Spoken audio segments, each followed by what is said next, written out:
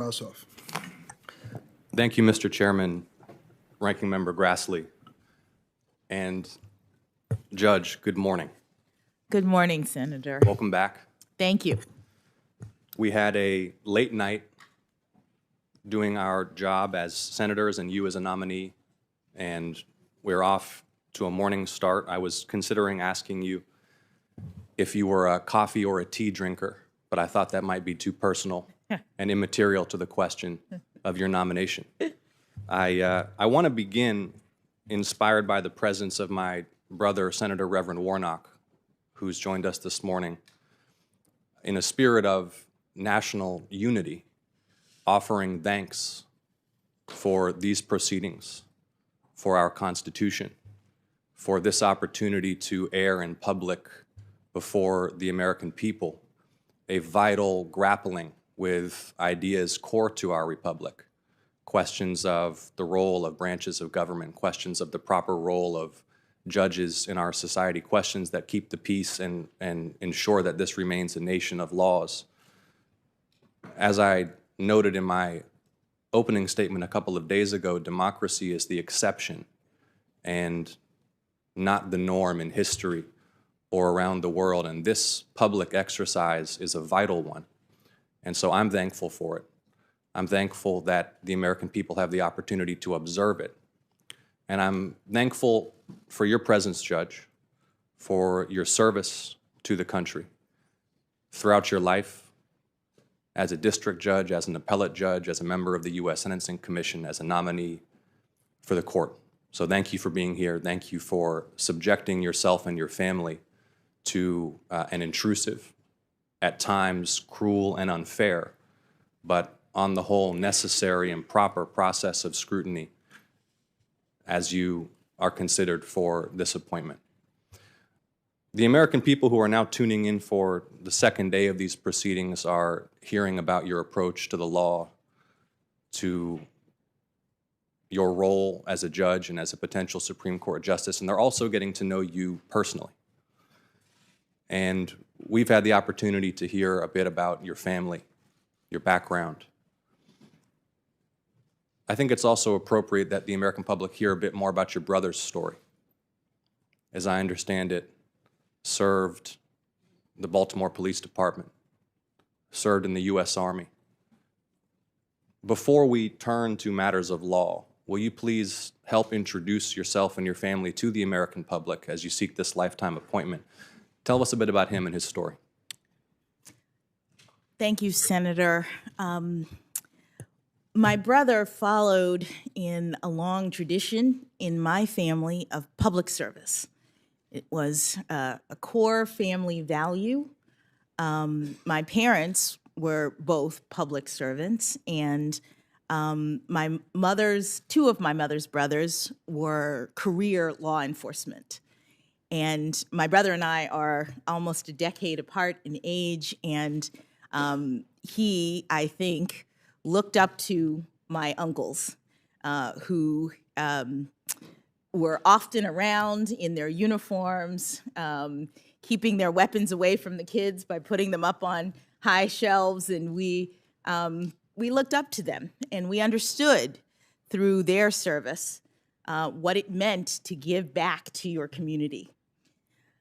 My brother went to college, a historically black college, Howard University here in Washington, D.C., after growing up in Miami, and decided to follow in my uncle's footsteps. He could have done many things coming out of college with a college degree, but decided he wanted to be a police officer and went to Baltimore, which, as many of you know, struggles, like many cities, with areas that have a lot of crime. And it was a very stressful period for us as a family, because as proud as we are of his service, as much as we know it's important, law enforcement is a dangerous profession. And as family members, you worry when you don't get the phone call, when you haven't heard for a couple of days, when you hear about things in the news in the community, you worry. And so I grew up with family members who put their lives on the line. I understand the need for law enforcement, the importance of having people who are willing to do that important work, the importance of holding people accountable for their criminal behavior. I also, as a lawyer and a citizen, believe very strongly in our Constitution and the rights that make us free. And what that means to me is an understanding that although we need accountability, although there is crime, we also have a society that ensures that people who have been accused of criminal behavior are treated fairly. That is what our Constitution requires. That is what makes our system so exceptional. My brother understood that as part of his work, and he also served in the military. He also decided, as many people did, to defend our country after 9/11, that he would go into the Army. And I remember when he made that decision, he had a college degree. He could have been an officer right away. He could have been a type of military officer that didn't have to actually be on the battlefield. And I remember saying, are you going to do something with, radio signals? Are you going to be behind the scenes? And he said, no, I'm going to be infantry, boots on the ground. He said, I believe strongly in the protection of our country, and if I'm going to be leading, I'm going to be out front. That's the kind of person my brother is. It's the kind of service that our family provides. And for me, what that meant was an understanding that to defend our country and its values, we also needed to make sure that when we responded as a country to the terrible attacks on 9/11, we were upholding our constitutional values, that we weren't allowing the terrorists to win by changing who we are. And so I joined with many lawyers during that time who were helping the courts figure out the limits of executive authority, consistent with what the framers have told us is important, the limitations on government. I worked to protect our country. My brother worked on the front lines, and it was all because public service is important to us. Thank you, Judge Jackson. And let's talk a bit about limitations on power. Our Constitution is a document that renounces monarchism and instead establishes a republic. You, in opinion that has been widely cited, made the observation that presidents are not kings.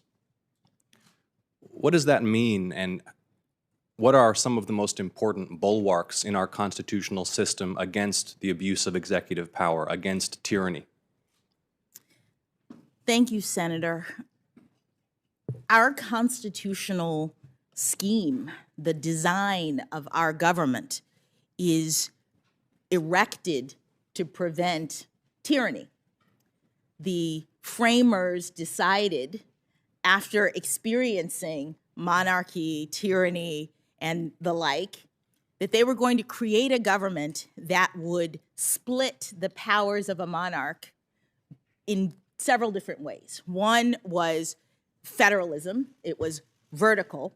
They would split the powers between the federal government and states. Another was to prevent the federal government from itself becoming too powerful, from having all of the authorities, from having legislative, executive, and judicial authority concentrated in one place.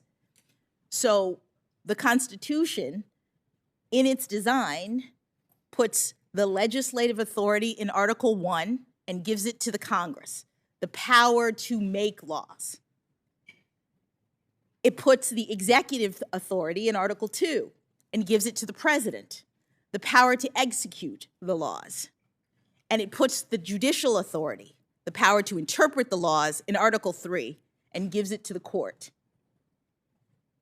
The separation of powers is crucial to liberty. It is what our country is founded on, and it's important, as consistent with my judicial methodology, for each branch to operate within their own sphere. That means for me that judges can't make law. Judges shouldn't be policymakers. That's a part of our constitutional design, and it prevents our government from being too powerful and encroaching on individual liberty. Thank you, Judge. I mentioned in my opening remarks that the court has played a vital role, constrained within its proper constitutional boundaries, in the national process of making America in real life what America is in text. And reflecting on your experience as a public defender, a vital role in our justice system, let's talk a little bit about the Sixth Amendment and the role that the court played in ensuring that the Sixth Amendment is real in practice in the Gideon v. Wainwright decision. Can you help all those who are tuned in right now to reflect upon that decision, what it means, what it says about the role of the court? Yes, Senator. Prior to Gideon versus Wainwright, people who could not afford lawyers were not entitled to lawyers under our system. So a person could be accused by the government of criminal behavior and would have to fend for themselves in court. They would have to make their own arguments. Someone who is not a lawyer would still be responsible for defending him or herself in front of a judge if the government brought charges. Earl Gideon was a criminal defendant from Florida, my home state, who had a handwritten petition. He complained that it wasn't fair under our constitutional scheme that protects and requires people to be tried. He said, I need help. I'm not a lawyer. I can't make these arguments. I think it's important for the protection of liberty to ensure that people are able to have counsel. And that handwritten petition made its way to the Supreme Court. And the justices read it, and they determined to take his case, and in the end decided that the protections of the Sixth Amendment, the right to trial, includes the right to appointed counsel, so that everybody who is accused of criminal behavior now has the right to an attorney. And that's very important. I mean, one of the things that I see or saw as a trial judge is that it was crucial for our justice system to have representation from both sides. It was the only way that it is the only way that a judge can really make fair determinations. And in cases, we've heard a lot about my criminal cases. In every case, I'm getting, as a judge, arguments from the prosecution. I'm getting arguments from the defense counsel. I'm getting arguments or statements from probation in these criminal cases. And the work of a judge is to look at the facts and circumstances, hear the arguments of the parties, apply the law, and make a fair determination. And so having lawyers for criminal defendants aids in that process and benefits us all in our criminal justice system. I would just take the opportunity to note at this time, Judge Jackson, that it so happens that the Southern District of Georgia is one of just 3 federal districts without a federal defender's office, and I've offered legislation to establish one, and I'll be seeking support from my Republican colleagues to try to make that bipartisan to ensure there is access to counsel for defendants in my state. Let's talk a bit about the First Amendment, freedoms of speech, publication, assembly, There's a well-known Supreme Court case, Brandenburg v. Ohio, which establishes a certain test to ensure that the government is constrained in any effort that may be made to punish speech. And the impulse to censorship is something that can emerge from time to time across the ideological and political spectrum, particularly in times of great controversy or in times of national security crisis. Can you please walk the committee and the broader public watching now from all across the country through that decision and how you will approach these vital protections for speech, publication, and assembly, should you be confirmed? Thank you, Senator. Freedom of speech, publication, assembly is in the First Amendment of the Constitution. It is a core foundational protection against censorship. It is important in our constitutional scheme that people be allowed to express themselves, that ideas be exchanged. That is the groundwork for a vigorous and vital democracy. There are many tests, many cases in the Supreme Court's jurisprudence that discuss various disputes about circumstances in which the government can restrain or regulate speech. And that decision establishes to a certain extent that if there is speech that is an incitement to violence, that's one circumstance in which the government might be able to prevent it. But other than that, short of that, free speech is supposed to be allowed to happen. And there are, again, various tests and circumstances that the court has applied in deciding whether the government can regulate the content, place, and manner of speech. But the general principle is that our democracy thrives because the government is restrained and cannot censor its citizens. I think in the same spirit of thanks with which I opened these questions, I also want to just take a moment and recognize the members of the press who are here, the reporters and photographers who ensure that these proceedings are truly accessible to the public, and ask you to describe your approach to press freedom. The question of prior restraint has been litigated. A famous case in the context of the Pentagon Papers in the latter years of the Vietnam War.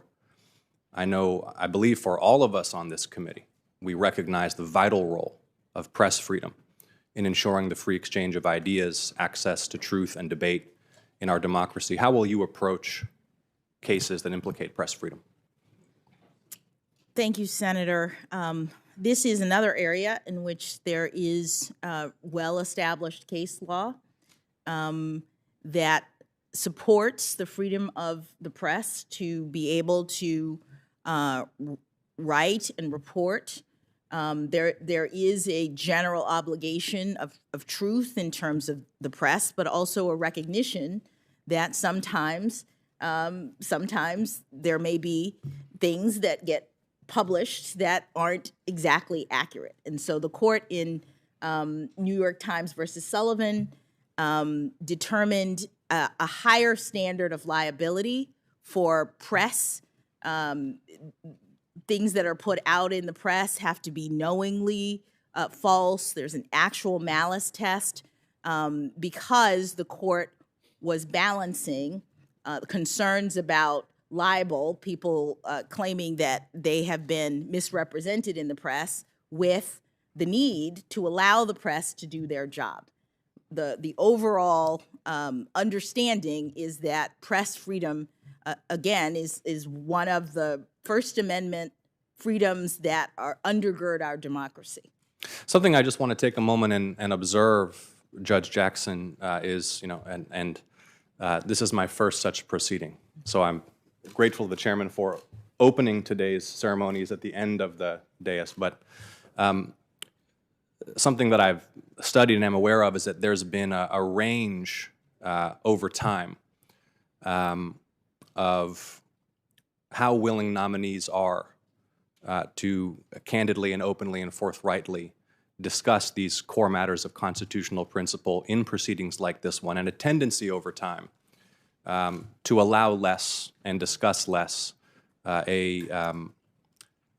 more restrictive approach. And I want to thank you because while you have prudently and in a disciplined way refrained from commenting inappropriately on potential pending case law, you have been willing to engage in a forthright and expansive discussion of these vital principles in a way that I think stands out among some recent nominees. That's not a criticism of any recent nominees. It's an observation about your performance, and I think that having an open and honest and forthright dialogue about these matters of national significance is part of the vital role that these proceedings serve.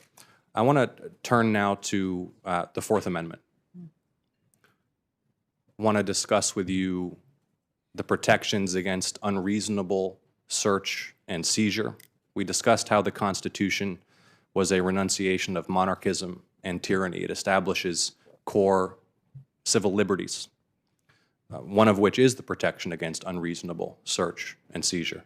How will you approach Fourth Amendment case law, and can you help those tuned in across the country remind them of what, for example, the principle of a reasonable expectation of privacy means in the context of Supreme Court jurisprudence? Thank you, Senator. The Fourth Amendment is one of the amendments in the Constitution that protects individual liberty by limiting what the government can do with respect to criminal processes.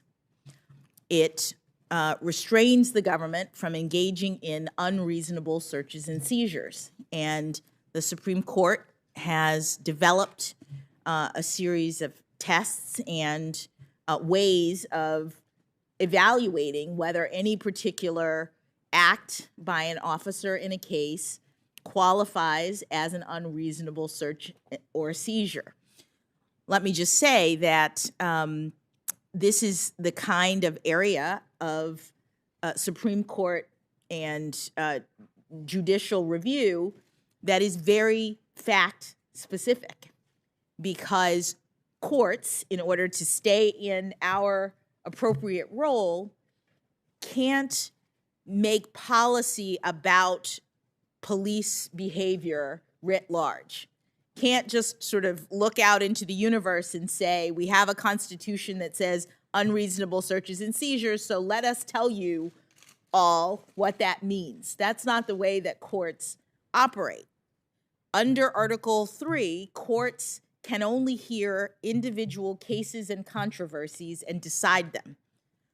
So every court, including the Supreme Court, is looking at unreasonable search and seizures in the context of a particular dispute where someone has had something searched by an officer in their house, they've been seized under a particular set of facts, and they claim in the context of a lawsuit or in the context of defending themselves that there has been an unreasonable search or seizure.